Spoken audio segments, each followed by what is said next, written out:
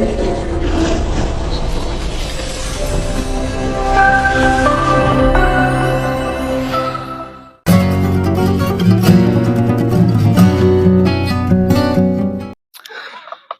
kawitan pan saur Nabi oge sahabat teh nguningakeun nahnu lam nuzawwijhunna min asyara ayatin hatta ya'mala biha.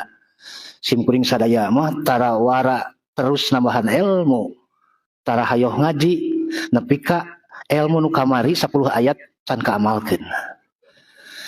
Tah teh dalil belang betong ngaji. Jadi belang betong teh aya ti sahabatna. Kunaon ibu teu ngaji? Ngamalkeun heula anu kamari. Tah kitu. Ngamalkeun can bisa atuh urang teh ngaji heula. Tah kitu paling urang mah nya nu dicanak teh ku hiji ku dua. Can naon ya tos kacoceng waktu sabaraha menit can tahmid can naon. Urang kawitan. Tapi tos dicoceng nya upami 40 menit canak 5 menit na itu. Kita mah calon bagus tapi ahsanu amala. Siapa yang terbagus? Sok bagus ke calon orang tapi ulah ngagorengkeun lawan aman, the high class politik kita namanya. Islam is indeed much more than the system of theology. It is complete civilization. Hartosna nu mawi sing kita terang hartosna mah. Alhamdulillahilladzi khalaqal mauta wal hayata liyabluwakum ayyukum ahsanu amala wa huwal azizul ghafur. A'udzu billahi minasyaitonir rajim. Sibghatallah wa man ahsanu minallahi sibghah wa nahnu lahu abidun. Ayat 108 punya hampir akhir juz hiji. Aya nu apal juz hiji Bu? Aya eta jempete apal biasa nama gitu. Atana teu sombong gitu. Ajan teu apal ge abi mah teu sombong cenah. Cing piraku juz hiji teuing mati apal. Budak warah sina apal ayat Al-Qur'an teh paling henteu ibu teh ngaderes Al-Qur'an sawios teu ngarti eusina tapi naon tulisan nu aya dina Al-Qur'an kungsi kaucapkeun kungsi kabaca. Tah teh hikmah berkah yen Al-Qur'an nu aya di imah urang teh kabeh kalimat-kalimatna kungsi kabaca. Keren mangkaning eusi Al-Qur'an teh. Uning ngalas miningrat Ibu. Las miningrate awewe panggeulisna saalam dunya anu geulis lahir nepi ka batin. Teu aya carekeun eta mah. Ahli surga hurun in eta. Urang teh atuh kilang bara kana kilang baranya.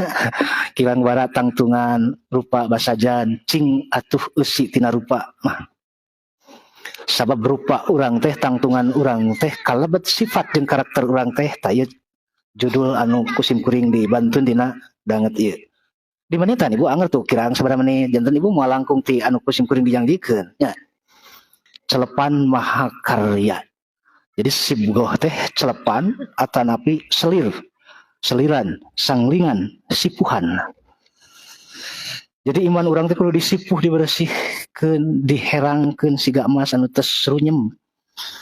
Burem sipuh deui kumaha mujalasati sholihin al fudola ku cara ruang riung ngahiji babarengan ngadengikeun majelis ilmu silih pangaruhan dina kahadean tah eta teh sibghah Allah ku cara disipuh iman urang anu tos burem sina mencerang deui. Nu mawi dina nalika urang ngaca geuningan aluk-alukan ka Allah teh henteu ukur ngaca ngadua teh Allahumma kama hassanta khalqi lajeng fahassin khuluqi.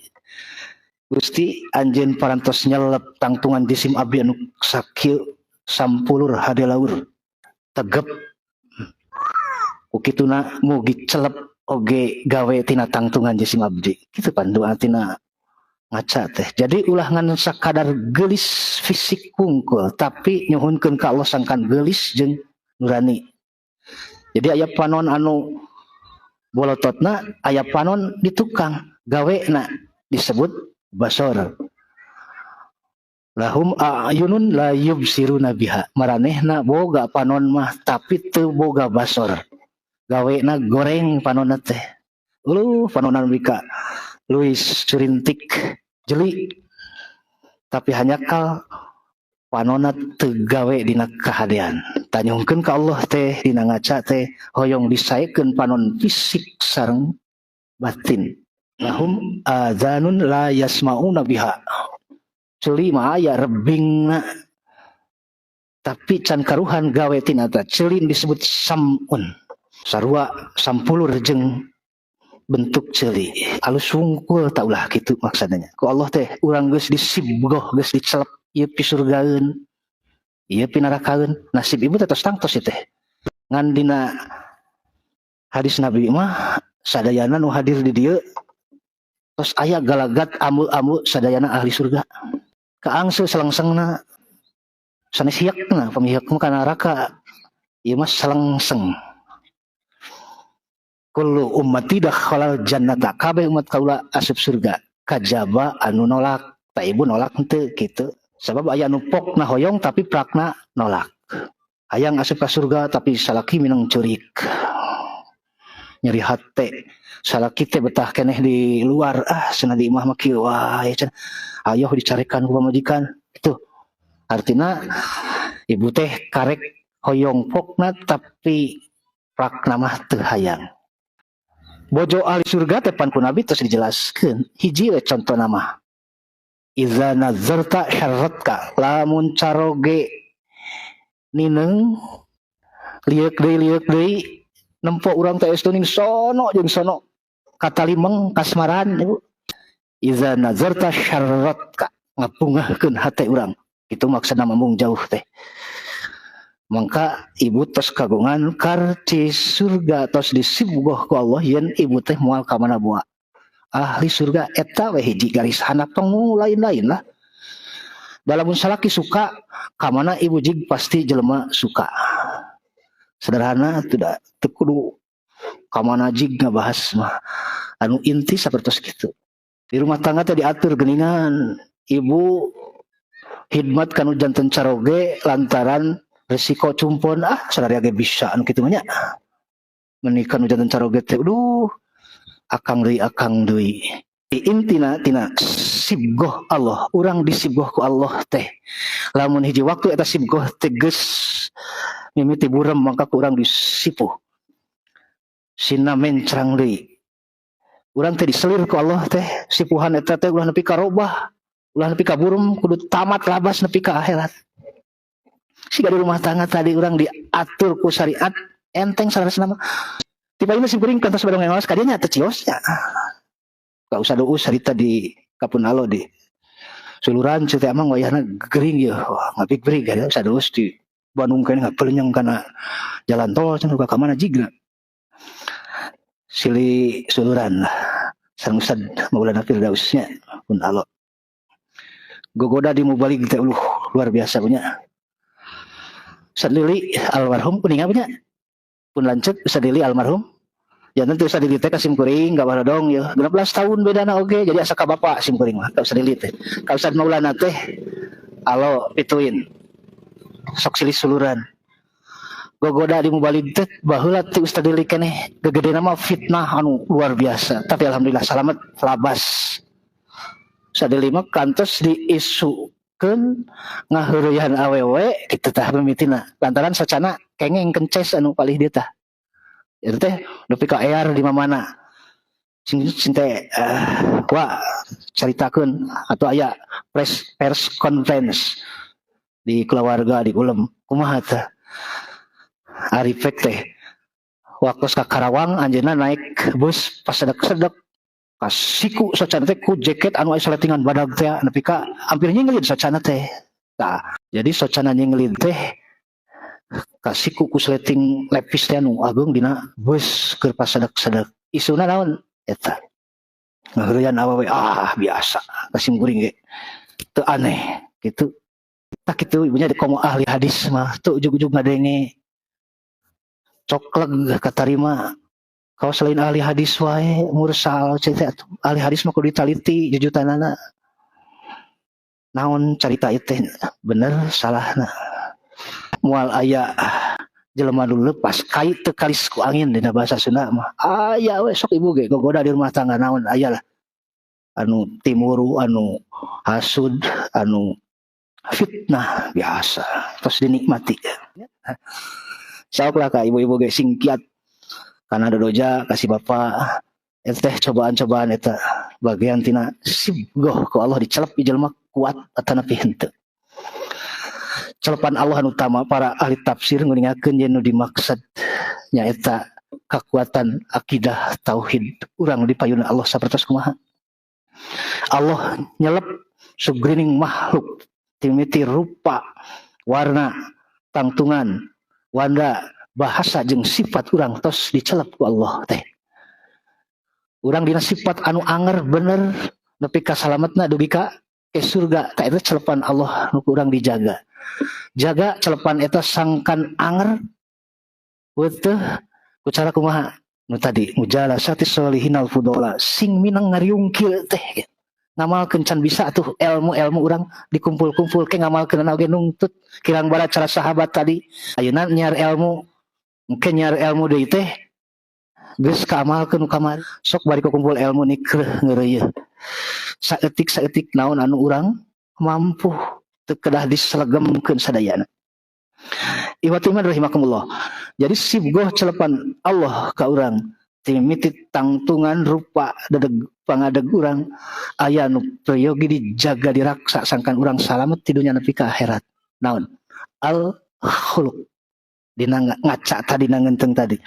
Allahumma kama hassanta khalqi ya Allah anjeun parantos nyelep dedegan jisim abi anu sakieu tegepna mugi anjeun celep oge gawe tina dedeg pangadeg jisim abdi. Aduh ka Allah sing aya artina nya. Sok salat urang celep. Ku sikap urang dina salat, karek pok wae ngadua dina salat urang geuningan doa iftitah. Urang geus saksakan sareng Allah hayang dijaga salat urang, hayang dijaga tina hasil salat urang. Doa iftitah naon punya? Upami salat wajib mah geuning, Allahumma ba'id baini.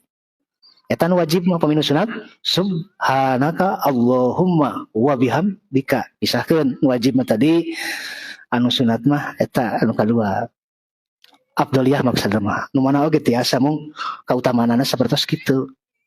Hoyong dijauhkeun urang sareng kasalahan urang ulah antel ulah hayang wawuh balaraid kudu wawuh jeung dosa ngadua ka Allah teh idealisme ti Nabi sok eta heula we sareng Nabi teh ideal urang teh ngadua ka Allah urusan laksana hanteuna kaya nu kadua mustahil nu kahiji mah urang bisa laksana hayang jauh tina dosa teu antal teu kungsi urang gigilisiran dina dosa eta aya we kabita wae mah nepi ka antalna dina eta dosa urang mah teu dimaksum sabab saur Nabi keneh al insanu mahallul khata wan nisyan jelema mah tukang poho jeung salahnya pasti keuna nah atuh Nabi masihan ulah antal idealisme eta mah ngadu mah kudu pang hadena ngan Nabi oge hariwang pamohalan sabenerna mah nu kahiji make jeung urang laksana moal bisa antal kana dosa nu kadua Allahumma naqini nuhun Gusti mugi anjeun ngeprukeun nakini teh ngeprukeun